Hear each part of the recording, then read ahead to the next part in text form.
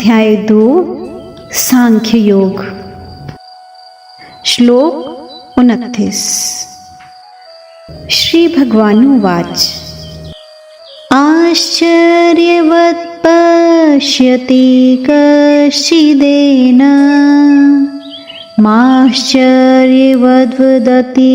तथैव चान्यः आश्चर्यवच्चैनमन्यः शृणोति श्रुत्वाप्येनं वेद न चैव कश्चित्।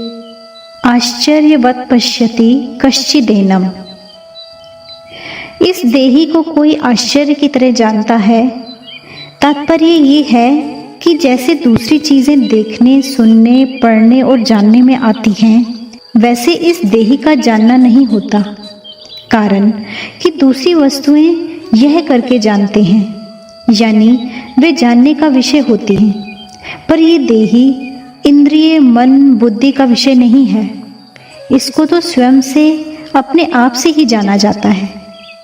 अपने आप से जो जानना होता है वह जानना लौकिक ज्ञान की तरह नहीं होता, बल्कि बहुत विलक्षण होता है। पश्यति पद के दो अर्थ होते हैं, नेत्रों से देखना और स्वयं के द्वारा स्वयं को जानना। यहाँ पश्यति पद स्वयं के द्वारा स्वयं को जानने के विषय में आया है। ऐसा गीता के दूसरे अध्याय के 55वें श्लोक में और छठे अध्याय के 20वें श्लोक में आया है।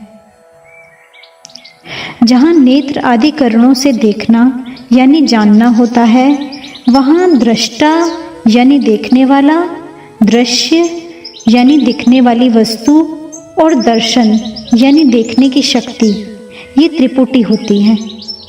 इस त्रिपुटी से ही संसारिक देखना जानना होता है। लेकिन स्वयं के ज्ञान में ये त्रिपुटी नहीं होती, यानी स्वयं का ज्ञान करण सापेक्ष नहीं है। स्वयं का ज्ञान तो स्वयं के द्वारा ही होता है, यानी वह ज्ञान करण निरपेक्ष है। जैसे मैं हूँ, ऐसा जो अपने होनेपन का ज्ञान है, इसमें किसी प्रमाण की या किसी करण की आवश्यकता नहीं है। इस अपने होनेपन को इदंता से यानी दृश्य रूप से नहीं देख सकते। इसका ज्ञान अपने आप को ही होता है। ये ज्ञान इंद्रियजन्य या बुद्धिजन्य नहीं है। इसलिए स्वयं को यानी अपने आप को जानना आश्चर्य की तरह होता है।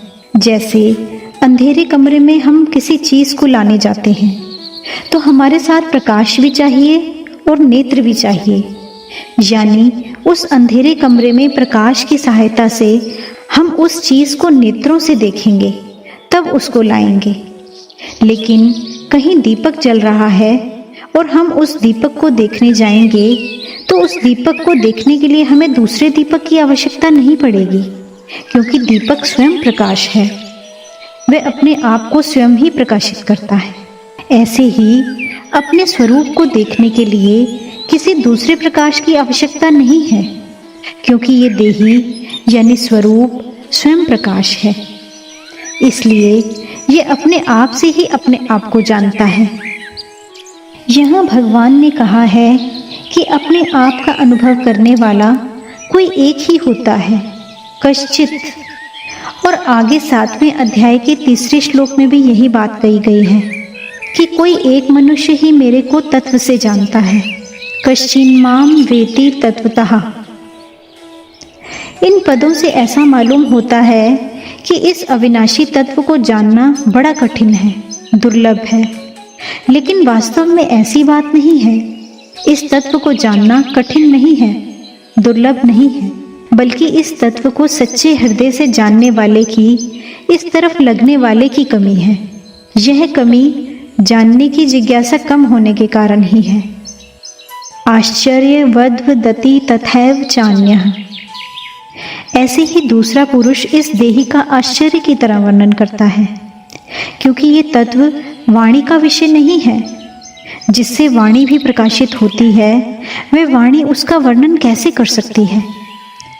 जो महापुरुष इस तत्व का वर्णन करता है, वह तो शाखा चंद्र न्याय की तरह वाणी से इसका केवल संकेत ही करता है, जिससे सुनने वाले का इधर लक्ष्य हो जाए।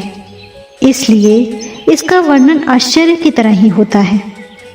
यहाँ जो अन्य पद आया है उसका तात्पर्य ये नहीं है कि जो जानने वाला है उससे ये कहने वाला अन्य है, क्योंकि जो स्वयं जानेगा ही नहीं वह वर्णन क्या करेगा। इसलिए इस पद का तात्पर्य ये है कि जितने जानने वाले हैं उनमें वर्णन करने वाला कोई एक ही होता है, कारण कि सब के सब अनुभवी तत्वज्ञ महापुरुष उस तत्व का विवेचन करके सुनने वाले को उस तत्व तक नहीं पहुंचा।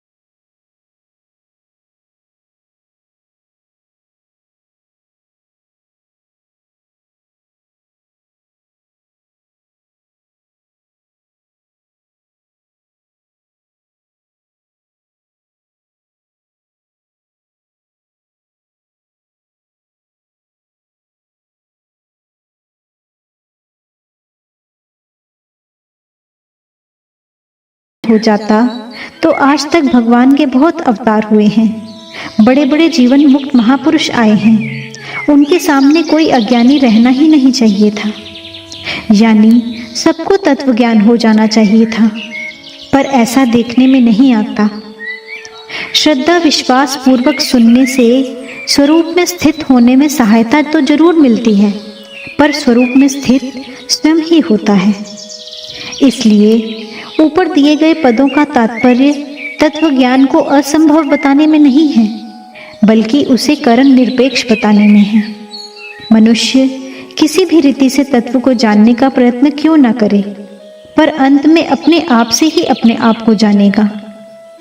श्रवण मनन आदि साधन तत्व के ज्ञान में परंपरागत साधन माने जा सकते हैं, पर वास्तविक बोध करण निरपेक्ष यानी अपने आप से ही होता है। अपने आप से अपने आप को जानना क्या होता है? एक होता है करना, एक होता है देखना और एक होता है जानना। करने में कर्मेंद्रियों की, देखने में ज्ञानेंद्रियों की और जानने में स्वयं की मुख्यता होती है। ज्ञानेंद्रियों के द्वारा जानना नहीं होता, बल्कि देखना होता है। जो